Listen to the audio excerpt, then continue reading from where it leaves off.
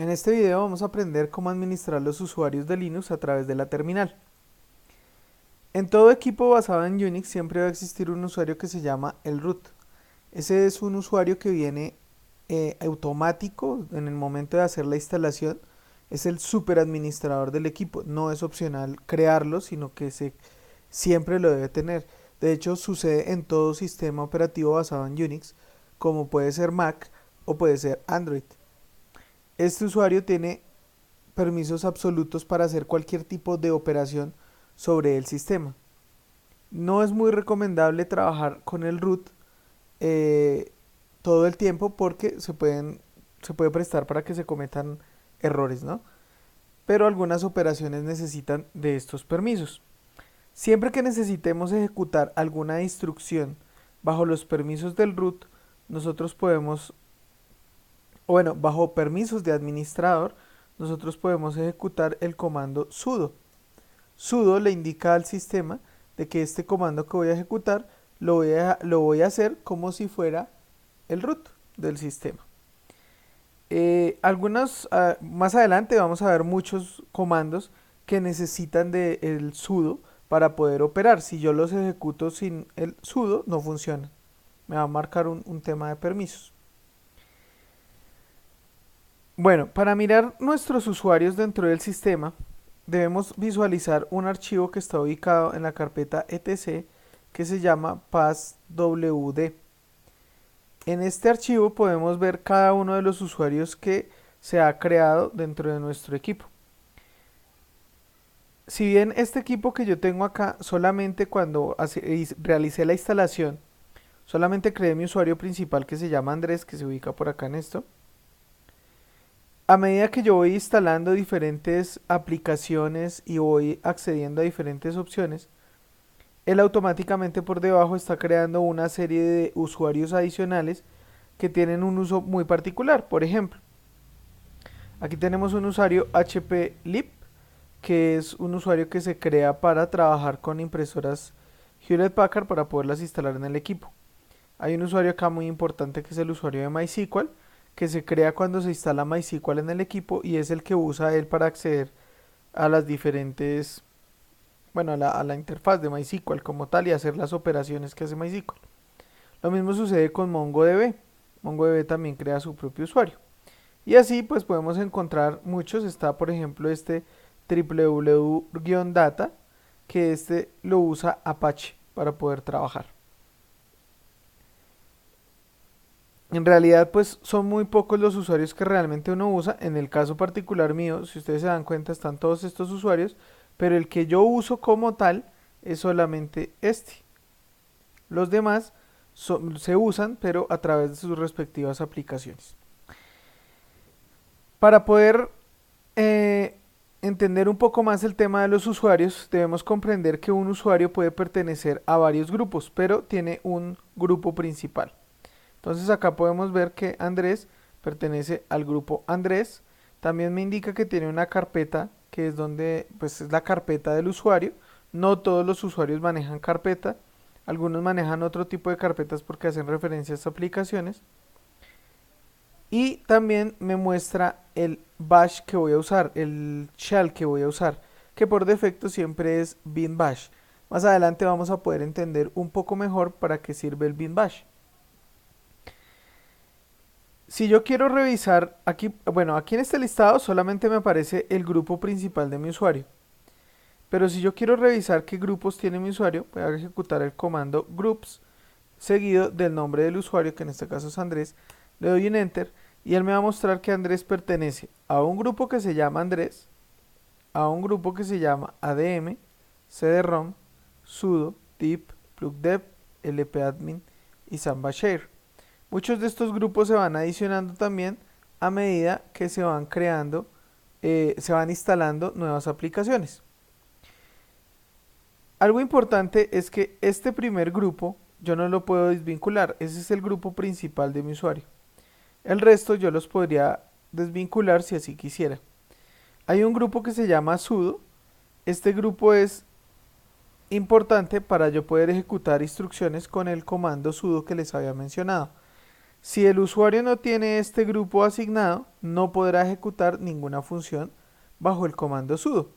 Es decir, sería un usuario restringido al uso básico del sistema. No podría hacer operaciones de instalación en algunos casos, no podría cambiar permisos que no le corresponden, bueno, en fin, una serie de operaciones que no se pueden hacer si no se tiene acceso como sudo. Vamos a proceder a crear un nuevo usuario. Entonces vamos a darle user add. Vamos a escribir el nombre del usuario y a continuación vienen una serie de parámetros. El primer parámetro es "-g", que es donde le voy a decir cuál va a ser el grupo de este usuario. Le voy a decir que va a ser del mismo grupo Andrés. Después le coloco "-d", que va a hacer referencia al directorio que va donde van a, digamos, a reposar los documentos de este usuario. Normalmente es en home y con el mismo nombre del usuario, home developer. Le voy a dar el comando "-m", que lo que va a hacer es básicamente, si esta carpeta home developer no existe, la va a crear. Y finalmente le damos el comando "-s" para asignarle el shell, que en este caso es bin bash. Si le doy un enter, miren lo que sucede acá. Me dice user add permission denied y me dice que no puedo crear el usuario. Para poder crear el usuario tengo que hacerlo con el comando sudo. Le doy un enter y aquí me dice que ya lo creó. Me sale un warning porque el directorio de developer ya existía. ¿Sí? Por lo que le coloqué "-m", pues él me dice, hey, el directorio ya existía, pero bueno, ya creó el usuario. ¿Cómo lo verifico? Si miro con cat passwd, y aquí veo que el usuario al final me aparece, developer. Sí, aquí está todo lo que tiene. ¿Listo? Si le doy groups developer, efectivamente me dice que developer pertenece al grupo Andrés. Puedo agregar a mi usuario diferentes grupos. Por ejemplo, que les mencionaba, si yo no lo tengo en el grupo sudo, el usuario developer no va a poder hacer uso de ese comando. Entonces, antes de agregarlo, voy a mostrarles algo, y es para iniciar sesión desde la terminal con un usuario diferente. Entonces escribo el nombre del usuario, y pues me va a pedir una contraseña. No le hemos asignado esa contraseña. Esa contraseña se asigna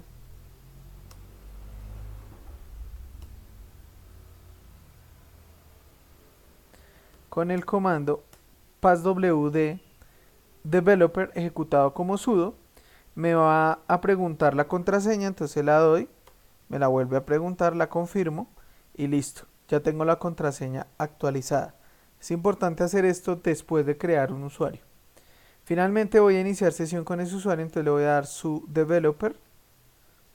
Él me pregunta la contraseña de ese usuario, se la doy, y si ustedes notan, aquí en la terminal aparece que ya el usuario que está trabajando es developer, no Andrés como se veía acá en esta parte. ¿Sí? Es developer. Yo puedo pues acceder a mis diferentes archivos, pues ahí no tengo ningún archivo raro, está la carpeta vacía, pero si yo quisiera acá crear un nuevo usuario, digamos que se va a llamar Andrés LGO, voy a hacerlo solo así, en realidad es el único dato que es obligatorio. Me pregunta el password del sudo,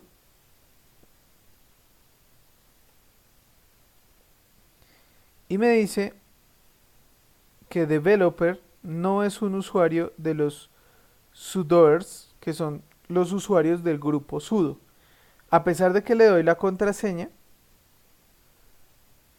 él me dice, hey, sí, la contraseña está bien, pero es que igual este usuario no tiene permisos de sudo. Para salirme de este usuario, como ya tenía una sesión iniciada con Andrés, pues simplemente le doy un exit y él se devuelve al usuario Andrés. Entonces, vamos a hacer algo y es asignarle a este usuario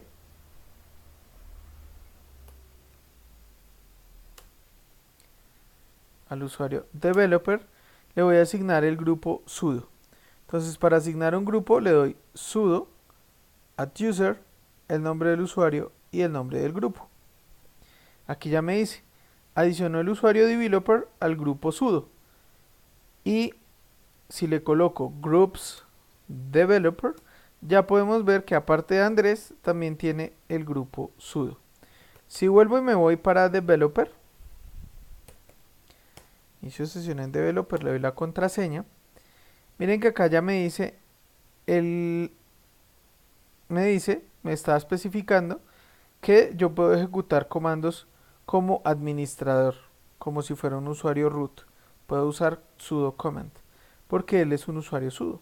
Entonces ahora yo le doy sudo @user,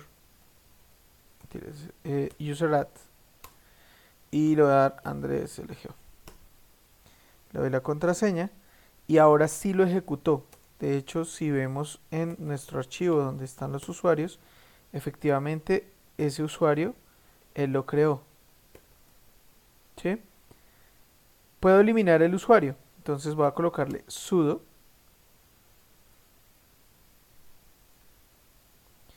userdel y le doy el nombre del usuario. Y si reviso nuevamente mi archivo de usuarios,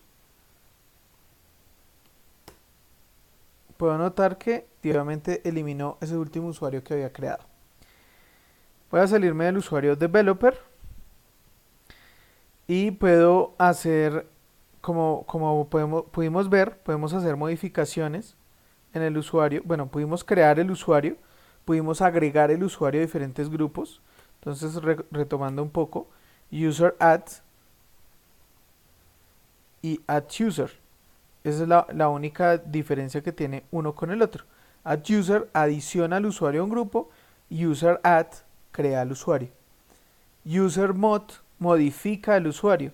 Entonces yo podría hacerle algún cambio al usuario. Por ejemplo, quiero cambiar el shell, que no use shell. ¿Sí? Por ejemplo, entonces simplemente sudo user mod developer, le digo -s y le digo bin false. ¿Sí? Él ya me cambió el usuario y si le doy sudo developer, la contraseña, miren que no me inició, no cambió de usuario, no pasó de Andrés a developer. ¿Por qué no lo hizo? Porque no tiene asignado una shell. O sea, no tiene la oportunidad de trabajar en consola porque le coloqué un bin false.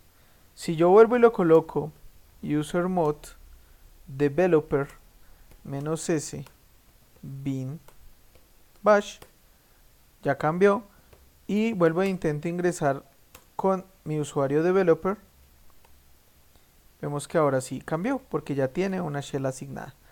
Entonces creamos usuario, modificamos usuario, podemos eliminarlos con userdel como hicimos anteriormente, podemos crear grupos, entonces group add y va simplemente el nombre del grupo. Entonces digamos que quiero decir que el grupo se llama devs, así lo creo, y podría entonces